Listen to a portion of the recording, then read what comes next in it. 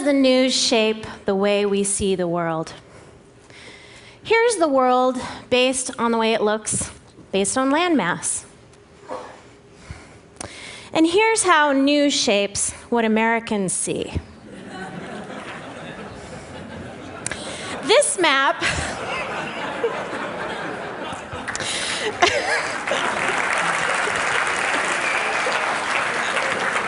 This map shows the number of seconds that American network and cable news organizations dedicated to news stories by country in February of 2007, just 1 year ago.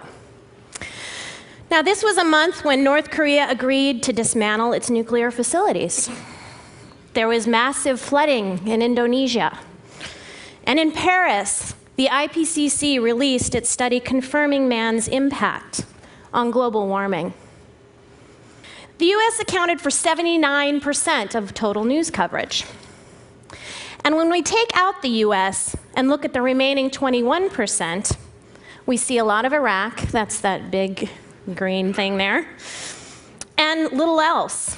The combined coverage of Russia, China, and India, for example, reached just 1%.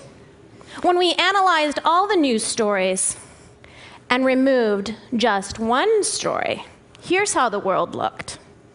What was that story? The death of Anna Nicole Smith. This story eclipsed every country except Iraq and received 10 times the coverage of the IPCC report. And this cycle continues. As we all know, Brittany has loomed pretty large lately. So why don't we hear more about the world? One reason is that news networks have reduced the number of their foreign bureaus by half.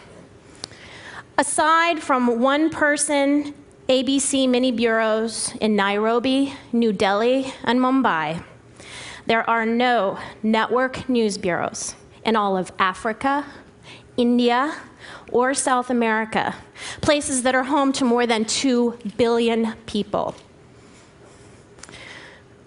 The reality is that covering Brittany is cheaper.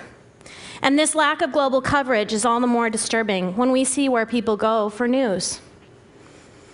Local TV news looms large, and unfortunately only dedicates 12% of its coverage to international news.